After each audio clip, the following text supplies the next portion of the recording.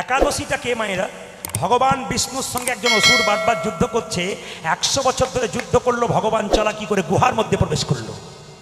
অসুর গিয়ে বলল, বিষ্ণু তুমি আমায় মারবার চেষ্টা করেছিলে, এবার তোমাকে পেয়েছি, তোমায় শেষ করে দেবো। ভগবান বিষ্ণু নিজের দেহ থেকে একটা অপূর্ব জ্যোতি বের করলেন। শুনবেন ভালো করে, সেই জ্যোতি থেকে বেরিয়ে এলো কে?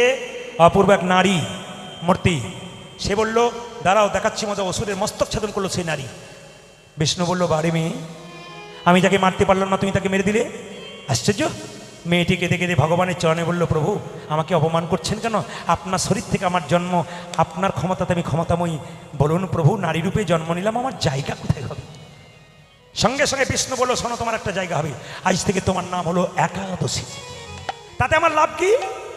জগতের মানুষ গয়া কাশী বৃন্দাবন তীর্থস্থানে যায়, কোনো জায়গায় যাওয়ার দরকার না, যদি না যেতে পারে সমস্ত তীর্থের ফল তোমার মধ্যে এলে পাবে। এর নাম হলো একাদশী। শুনবেন ভালো করে, শুনে নেবেন, একবার কান করে শুনবেন। একাদশীর দিনে মায়েরা 5টি শস্য খেতে নাই, পঞ্চশস্য: চাল, গম, জব, সরিষা, ডাল। শুনবেন, একাদশীর আগের দিনে, ধরুন কালকে একাদশী, আজকে রাত্রিবেলাতে আপনাকে ব্রাশ করে নিতে হবে। কেন? পেস্টের মধ্যে লবণ থাকে, লবণ খাওয়া যাবে না। আগের রাত্রিতে ব্রাশ করবেন, যারা একাদশী করেন আগের রাত্রিতে ব্রাশ করবেন। কেন? সেই সময় লবণটা দেবেন। জিভটা রাত্রিবেলায় ছুলে নেবেন। কেন? সকালবেলায় জিভ ছুললে জিভ থেকে রক্ত বেরিয়ে গেলে আপনার একাদশী হলো না। তরকারি কাটতে গিয়ে আঙুল কেটে গেলে একাদশী হলো না। একাদশীর দিন যদি নতুন কাপড় পরতে পারেন খুব ভালো, যদি না পরতে পারেন ধোয়া কাপড় পরুন। কিন্তু সকাল থেকে শুধু খাওয়া দাওয়া নয়, এটা প্রতিজ্ঞা করুন যে খাওয়া দাওয়াটার কথা নয়, প্রতিজ্ঞা এই, খারাপ কিছু দেখব না, খারাপ কিছু ভাববো না, খারাপ কিছু শুনবো না। শুধু উপবাসটা নয়, আমাদের ওখানে অনেক মেয়ে একাদশী করে নিয়ে দরজাতে বসে থাকে। অনেক লোক জিজ্ঞেস করে, দিদি তুমি দরজায় বসে আছো কেন? আজ আমার একাদশী। আবার দেখবেন অনেক মেয়ে খালি জিজ্ঞেস করতে আসে, বলে কি দাদা কি কি খেতে পাবো, এগুলো কি কি খেতে পাবো এটা বলো তো। মানে খেতে না পাবো ওগুলো জিজ্ঞেস করি, কি কি খেতে পাই বলুন তো, তাহলে আমি একাদশী করবো। মানে পেট খালি রাখলে হবে না আর কি, ডাক্তার বারণ করে দিয়েছে। এতজন রোজা রাখছে, কজন অসুখ হচ্ছে বিচার করবেন আপনারা, জেনে নিন। একাদশীর দিনে যত কম মুখ ঝুটা করবেন তত আপনার লাভ। একাদশীর দিনে মাথায় রাখবেন, পেটটাকে যদি 4 ভাগ করা যায়, 1 ভাগ খাবার খাবেন, 1 ভাগ জল রাখবেন, 2 ভাগ ফাঁকা রাখবেন। সেদিন যত কম রাখবেন খাবেন তত ভালো। একাদশীর দিনে যদি কেউ নির্জলা একাদশী করতে পারে, ওটা উত্তম একাদশী। যদি কারো গ্যাসের প্রবলেম থাকে, নির্জলা না করতে পারেন, তাহলে এক কাজ করুন, আপনি ফল খান, দুধ খান, সবজি খান, কাঁচা কলা, কাঁচা পেঁপে, কুমড়ো। সর্ষের তেল চলবে না, সর্ষের তেল মাখতে পাবেন না। ঘি দিয়ে রান্না করবেন, সাদা তেল দিয়ে রান্না করবেন। আপনি কি দিয়ে কি মাখবেন? নারকেল তেল মাখতে পারেন, ঘি মাখতে পারেন। কিন্তু মাথায় রাখবেন, একাদশীর দিনে যত কম খাবেন তত ভালো। আমি একাদশীর সময় মালদাতে একটা আসলে বাড়িতে গেছি, ওনারা বলছেন বাবা আজ তো একাদশী। বলে হ্যাঁ, অসুবিধা নেই।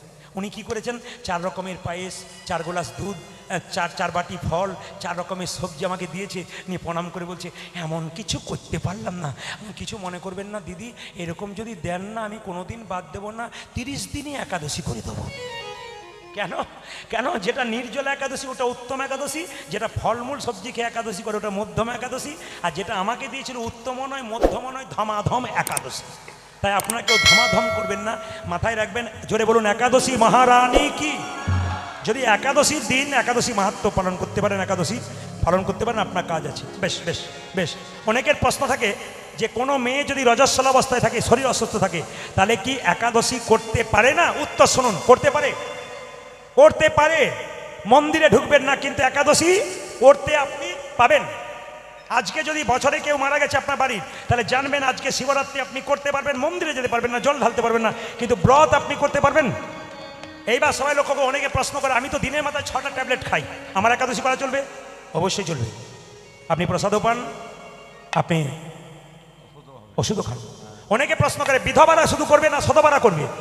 শাস্ত্র বলে দিয়েছে 8 থেকে 80 বছর পর্যন্ত যে কেউ একাদশী পালন করতে পারে। আপনাদের পাশে বৈষ্ণব আছেন, যাদের চরণে কোটি কোটি প্রণাম, ওনারা করেন, কিন্তু ওনাদের কথা কেউ শুনবে না। কেন? ওই জন্য ওনারা চুপ থাকেন। কেন? পরম বৈষ্ণব চুপ থাকেন। আমি আমার মহাপ্রভু শিখিয়ে দিয়েছেন, আমি করব এবং তোমরাও করো, সবাইকে শিখিয়ে দিয়েছেন। ওই জন্য আপনি করবেন, আপনার বাড়ির জন্য করতে পারে। অনেকে বলে আমার স্ত্রী, আমি করতে পারি, উনি তো কাজে যান, করতে পারবো। উনি যদি না করতে পারেন আপনি করবেন। আপনি করুন, আস্তে আস্তে ওনাকে লাইনে আনুন, দেখবেন উনিও করবেন। অনেকের গাড়ির ড্রাইভার তারা পর্যন্ত একাদশী করছে। যদি বলুন একাদশী মহারানী কি।